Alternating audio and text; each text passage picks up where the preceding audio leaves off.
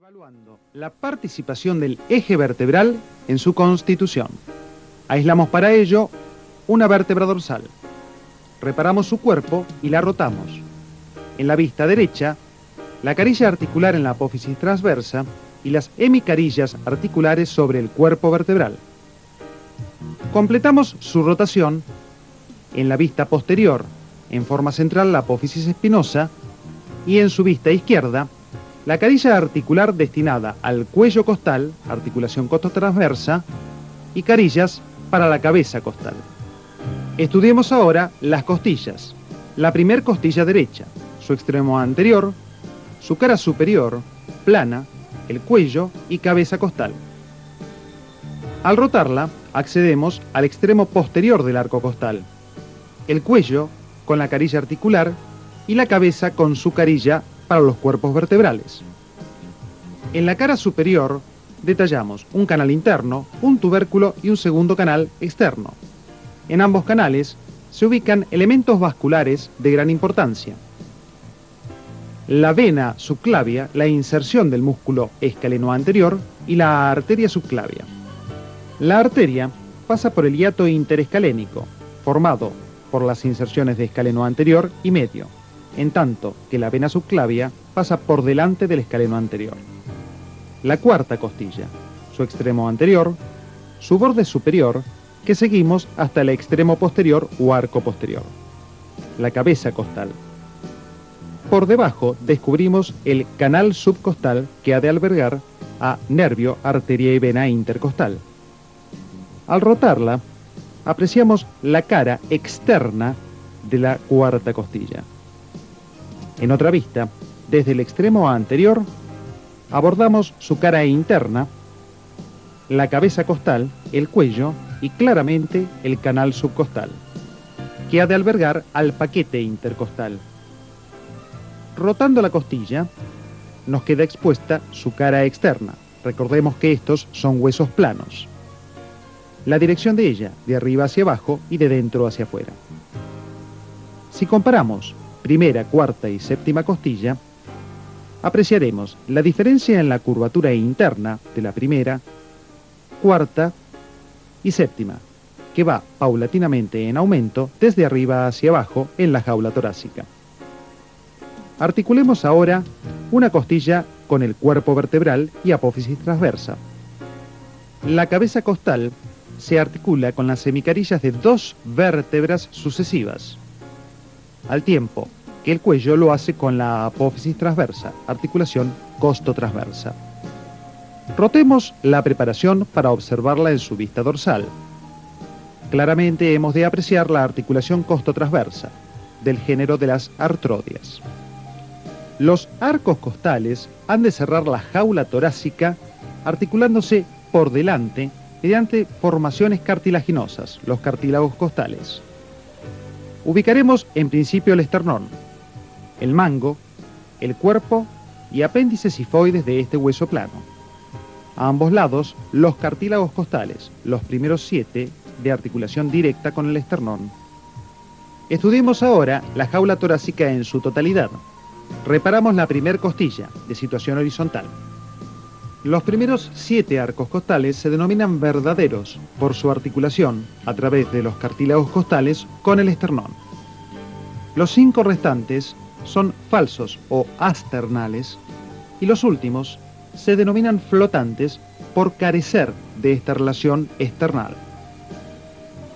En la línea sagital hemos de situar a la columna vertebral y a ambos lados de ella, en relación con los arcos costales, los canales vértebros costales que han de albergar los bordes pulmonares de ambos pulmones, la situación de los espacios intercostales, oblicuos de arriba abajo, y el eje vertebral.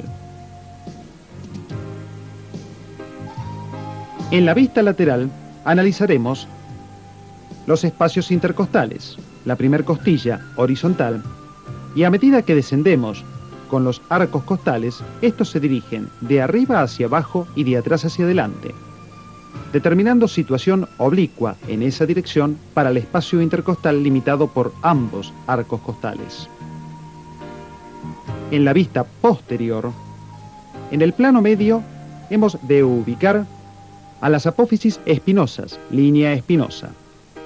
A ambos lados, los arcos costales, sus caras externas y las costillas flotantes. El nivel de la duodécima vértebra dorsal. El tórax cierra su base por un músculo, el diafragma. Lo estudiamos en este esquema.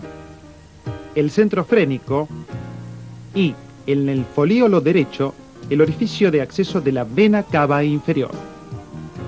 Por detrás y a la izquierda del mismo, el hiato esofágico, constituido por ambos pilares principales del diafragma. Por detrás de él y en forma central, el hiato aórtico, ubicado también entre los pilares principales del diafragma. Si nos alejamos, apreciamos ampliamente las inserciones diafragmáticas. De fuera hacia adentro, las inserciones costales y los arcos tendinosos formados por el diafragma. El arco destinado al paso del cuadrado lumbar y por dentro el arco tendinoso para el paso del músculo psoas.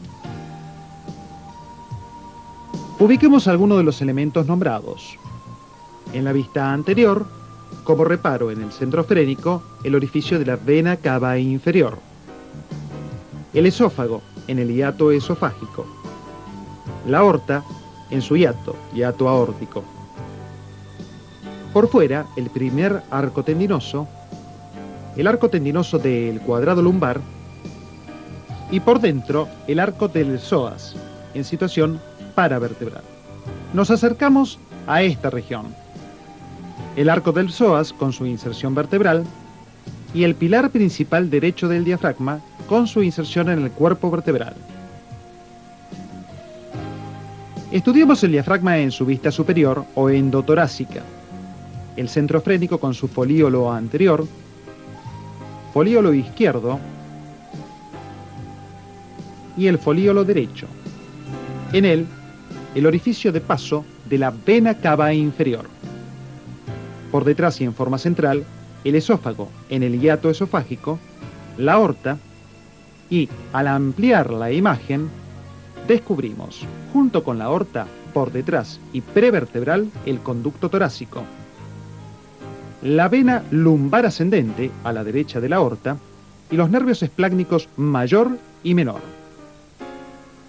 Para ilustrar el diafragma, hemos diseñado la siguiente maqueta que observaremos desde arriba, al igual que el esquema, y desde atrás.